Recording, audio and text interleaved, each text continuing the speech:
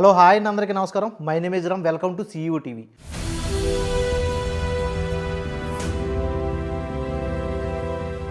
ఈరోజు నటుడు శివాజీ గారు చేసిన వ్యాఖ్యలకి అనసూయ గారు ఇచ్చే కౌంటర్లో అసలు ఈ రచ్చకి జనాలు ఏమనుకుంటున్నారు, టోటల్ సోషల్ మీడియాలో కానీ శాటిలైట్ ఛానల్స్లో కానీ ఈ రచ్చ ఎటువంటి డిబేట్కి దారితీస్తుంది అనే విషయం గురించి పూర్తి వివరణ ఇవ్వాలనుకుంటున్నానండి. అయితే ఇక్కడ నటుడు శివాజీ గారు చేసిన వ్యాఖ్యలు ఏదైతే ఉన్నాయో దీనికి సోషల్ మీడియా కానీ శాటిలైట్ ఛానల్స్ కానీ మైకులు పట్టుకుని జనాల ముందుకైతే వెళ్ళారండి. జనాల ముందుకు వెళ్తే జనాలు ఎక్కువ శాతం, అంటే దీన్ని పర్సంటేజ్గా విభజిస్తే 99.99% వరకు నటుడు శివాజీ గారికి సపోర్ట్ ఇస్తున్నారు. అలాగే చాలామంది వ్యక్తులు అనసూయ గారిని, చిన్మయ్య గారిని అయితే తిడుతున్నారు.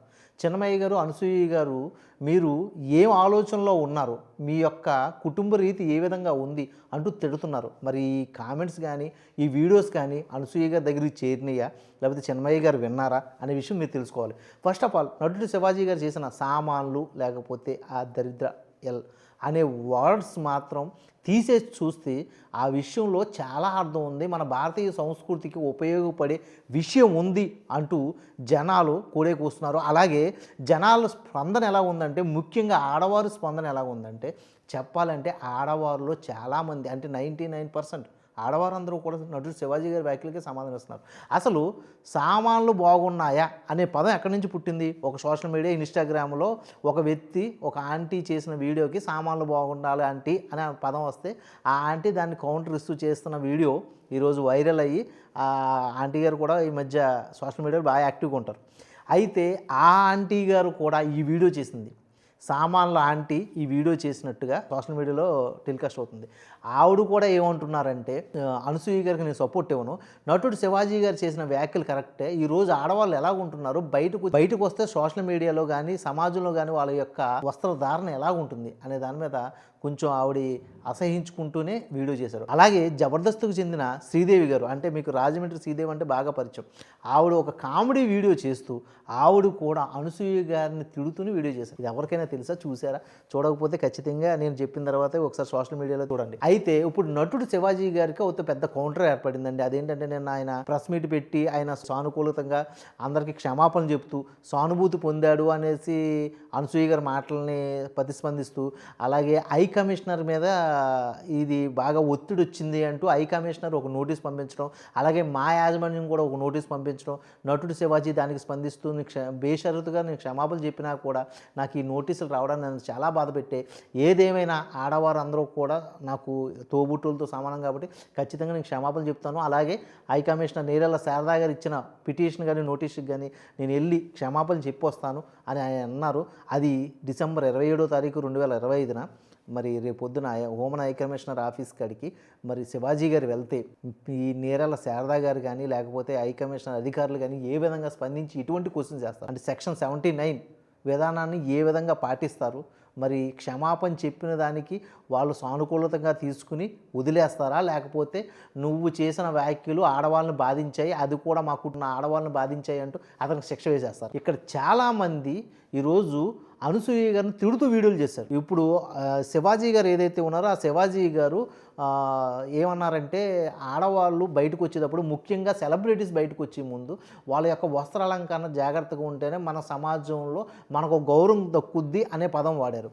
కానీ దానికే ఇప్పుడు సెలబ్రిటీ విషయంలో మీరు స్టేజ్ మీద మాట్లాడడం సబబు కాదు అనేసి కమిషనర్ నోటీస్ పంపించింది. మరి ఈరోజు సామాన్యుల జనంలో ప్రతి వ్యక్తి కూడా అనసూయ గారిని బండబూతులు తిడుతూ వీడియోలు చేస్తున్నారు, అలాగే సోషల్ మీడియాలో మాట్లాడుతున్నారు, అలాగే శాటిలైట్లోనూ మాట్లాడుతున్నారు. మరి వీరందరికీ కూడా నోటీసులు పంపిస్తారా అని చాలామంది కామెంట్ రూపంలో అడుగుతున్నారు.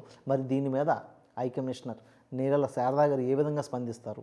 అలా స్పందిస్తే శివాజీ గారిని వదిలేస్తారా, లేకపోతే శివాజీ గారిని పట్టుకుని వీళ్ళందరినీ కూడా శిక్షిస్తారా? వీళ్ళందరినీ శిక్షించవలసి వస్తే వేలల్లో ఉన్న వీళ్ళందరికీ ఏ విధమైన శిక్షలు వేస్తారు అనే దాని మీద చాలామంది కామెంట్ రూపంలో అడుగుతున్నారు. దీన్ని మరి కమిషనర్ ఎలా స్పందిస్తుందో చూడాలి.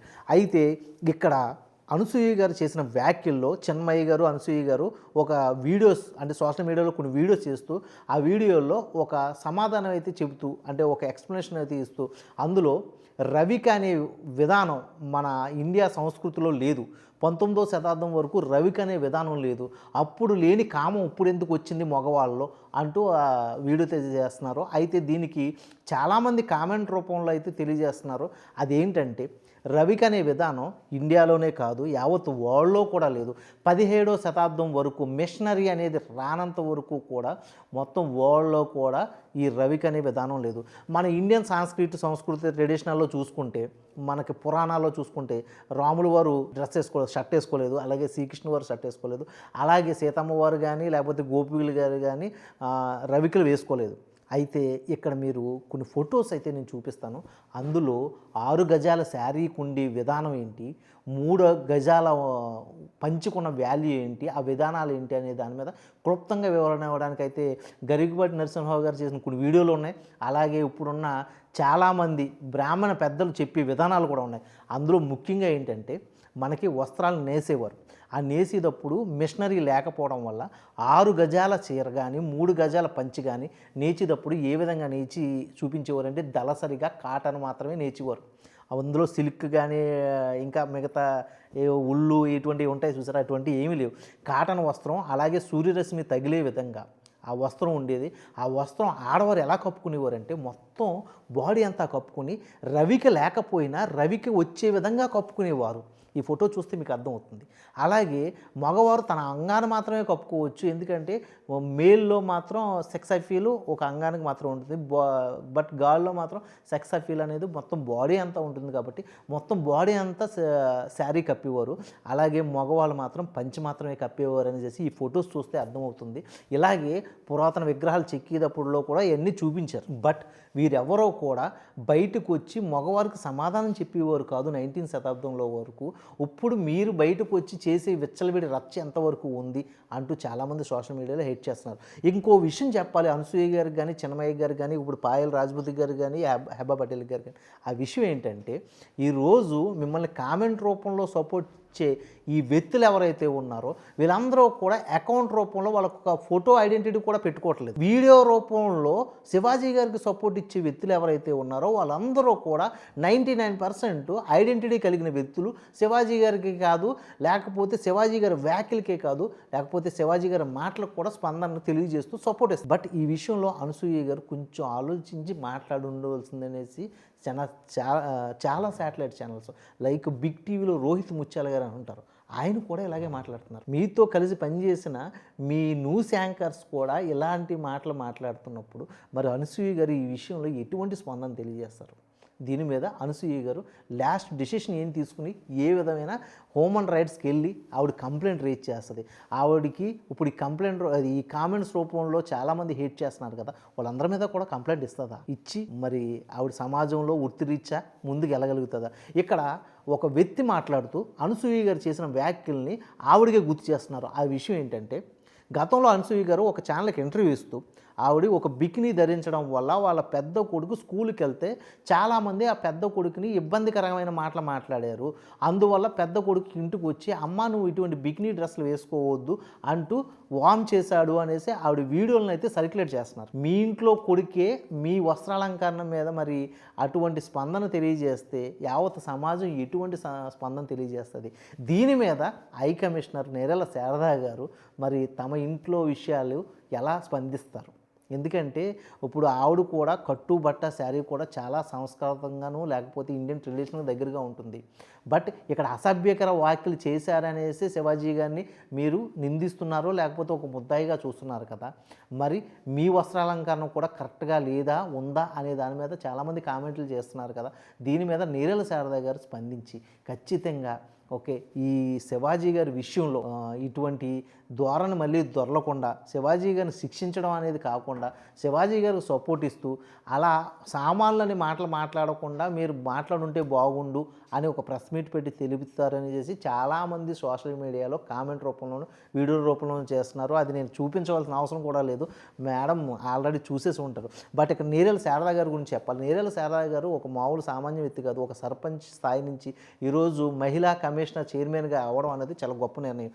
ఎందుకంటే ఆవిడ వచ్చిన తర్వాత చాలా కాలేజెస్లో గర్ల్స్కి జరిగే అన్యాయం, వాళ్ళ ఫుడ్ సెక్షన్లో కానీ లేకపోతే హాస్టల్ రూముల్లో ఉండే ఒక ప్రాబ్లమ్స్ కానీ ఆవిడ నోటీస్ చేసి దాని మీద చాలా తగు చర్యలు తీసుకుని వాళ్ళందరికీ కూడా ఒక ఆపద నుంచి బయటికి తీసుకొచ్చిన ఒక ఉక్కు మహిళ అంటారు, లేకపోతే ఒక దేవత, అంటే ఆడవాళ్ళ కోసం వచ్చిన దేవత అని అంటారు. మరి అటువంటి గొప్ప నేరెల శారదా గారు ఇటువంటి చిన్న విషయం గురించి మరి ఇంత స్ట్రాంగ్గా ఎందుకుండి రేపొద్దున ఖచ్చితంగా శివాజీ రావాలని ఆవిడ అనుకుంటున్నారు అనే దాని మీద రేపొద్దున జరిగే ఈ డిబేట్స్ మీద ఇప్పుడున్న సోషల్ మీడియా కానీ జనం కానీ ఏమనుకుంటున్నారో కామెంట్ రూపంలో తెలియజేయవలసిందిగా కోరుచున్నాను.